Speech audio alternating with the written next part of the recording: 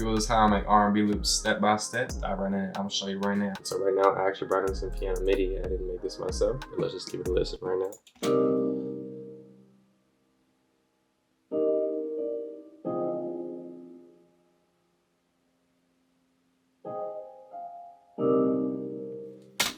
Once I have that out, it's in the key of D sharp minor, but once I have that laid out, I just copy it from my piano, put it into a pad, and that's what I like layering. I like always layering a piano type sound and a pad, and then a bass line for my R&B loops. So now that all these patterns are the exact same in all three of them, obviously we're not gonna keep them that way. So right now we're just gonna open the pad. And what I like to do with the pad, first take out this bass line right here, and then the third note from the top of the chords, I like to bring up an octave just to change the voicings of the pad.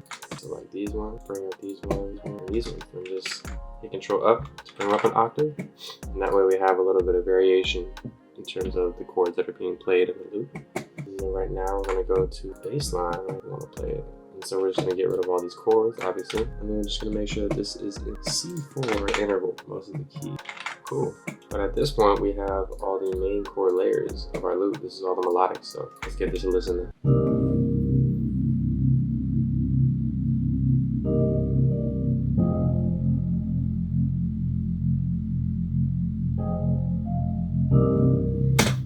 It works with the pad and the piano to like add a little bit of color to the whole loop. What we're gonna do is have a vocal loop. That's cool. So just drag this in. What we're gonna do is, since it's in the key of D minor, we're just gonna pitch it up to match the key. And that's now in D sharp minor. Now, so I put this in my channel rack right here, and I'll just move this on the screen for you guys. So now, since I have a vocal audio preset on the vocals. Right now, I just click this vocal audio, and what's in it? Initially, I have my decimal as my first plugin. So right here, I just played with this knob. Everything through the bypass preset, which is just like nothing set in this decimal plugin, and then just turn this knob. I turned it back just a little bit. It has this slight cutoff to the high end, basically. And then I have reverb on here, and it's just free reverb too, so that's 60%. And then I have pretty delay 3. I don't use this as the traditional way to use delay. Turn the time knob all the way down, level all the way down, dry level all the way down, and play with this cutoff. And again, it just takes off high end. Decimal kind of does it in a way where it sounds kind of like an old school tape recorder type of way. Kind of makes it a little distorted as well. So a little warped type of sound. It's very unique. I love it. This delay kind of just strictly takes out the high end, but yeah, it sounds very pretty. The thing we have to do with the vocal audio is to match PM. So since 166 is in double time, we just gotta divide that by 2, which is 83. And so we just hit the tempo, type in 83. It should be set. I'm just gonna turn the volume down. Let's hear us.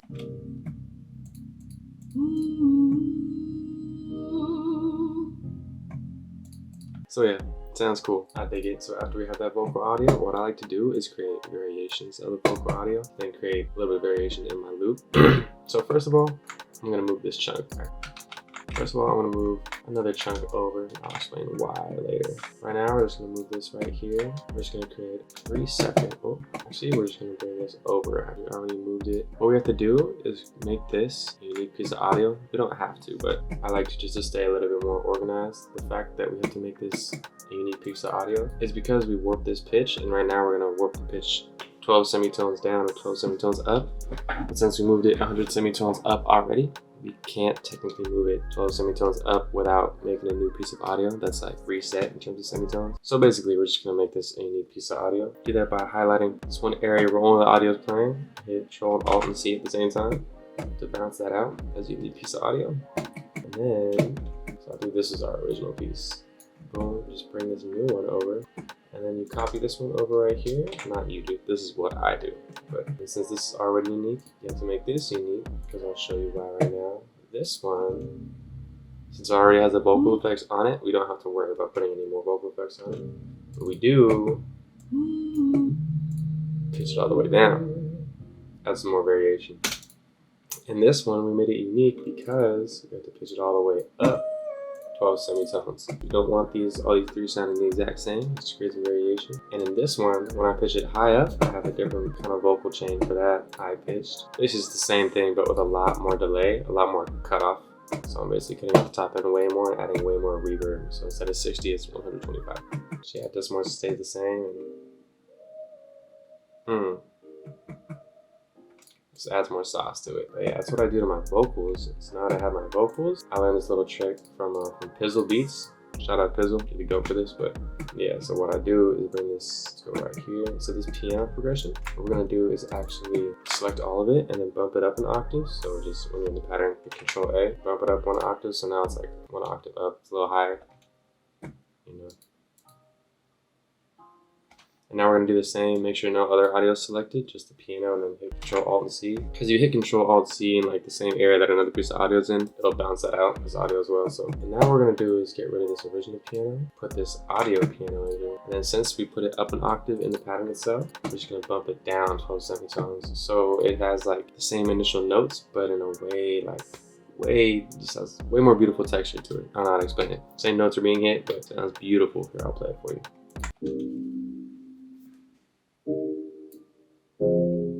Compared to the original.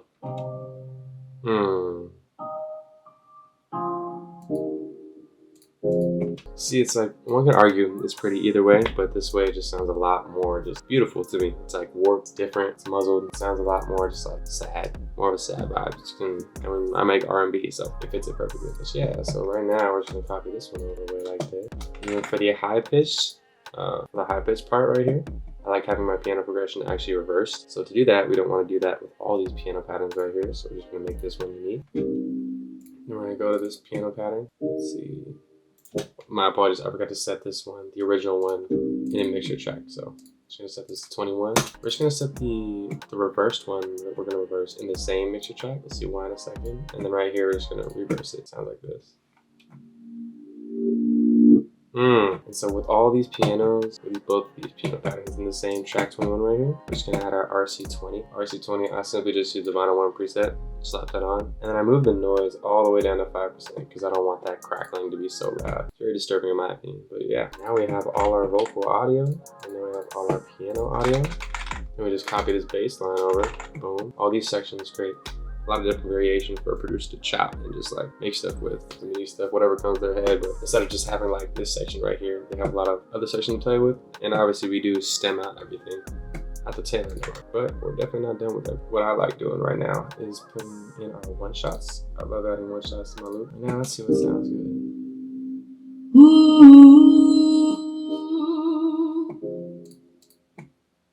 Let's do some ear cam. Cool. So since this is A minor, or the audio that we just dragged out, put it up 6 semitone. Oh, now it's gonna be in key. Cool. And so now we're just gonna go like this. Put the vocal audio preset on it, just because I like to drown some cut off. We just played around with the semitones, see what sounded good. So 100 sounded good. So we're just gonna actually just copy that right here and copy it again for the only part that doesn't get the one shots that I don't like putting one shots in is the high pitch audio part because it sounds a little too crowded. So right now we're just gonna find a little perk loop, and after one shots are placed, we're just gonna put the perk loops in the 2 parts where the bass line's at. So loop.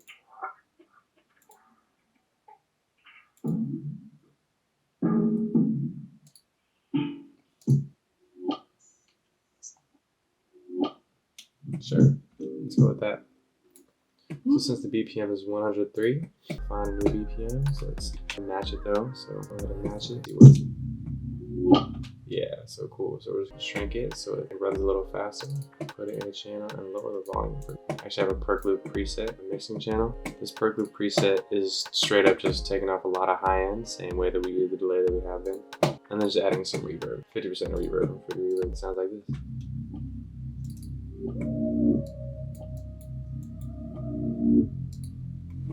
And yeah, and obviously we just continue it all the way through. Sweet. And now all that's left to do for me is just add some ambiance. And that's what I love doing. Let's see which texture.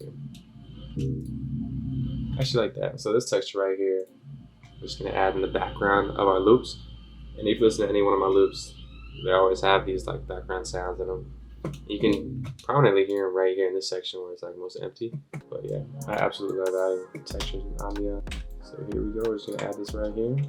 And I take it out again in this little high pitch part because I don't want this reverse / high pitch audio to be like crowded. I want like the reverse piano and the high pitch audio to be like the main star of the show. But yeah, right here, obviously you gotta turn it way down. Yeah, probably can't even hear it, but yeah. What I do when I mix and master everything is these last 2 things, this perk loop and this, especially this ambiance, I have to use headphone. And I just kind of level it the way that I think sounds good. So don't make the perc loop stand out too much, and especially this ambiance when I mix it. I play it from right here because I don't have it when I send out everything, obviously, but when I play it in this little bare bones section, I just make sure that I'm like barely hearing, so that way it's still there, so it adds like a little bit of more color to the whole loop. But yeah, after that, I just stem everything out, and then we are basically done with the loop.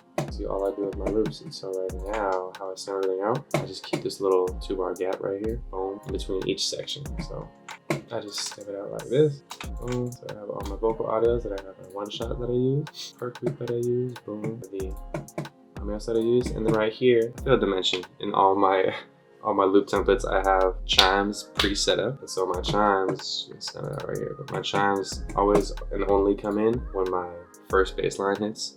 And like first little loop part that I have the bass line, that's the only time that I have my chimes hit. So like this. Very subtle, very low key, but just another thing to like add some ear candy. But yeah, after that, that is literally all I do with my loops. Boom. So there you have it, folks. That's step by step how I make my R&B type loop. I really hope you folks took something from this video and you could learn something from this video and then implement in your loop. If folks did, hit that subscribe button. I love posting videos like this. Thank you folks again for rocking with me in this video, and I'll see y'all in the next one. Deuces.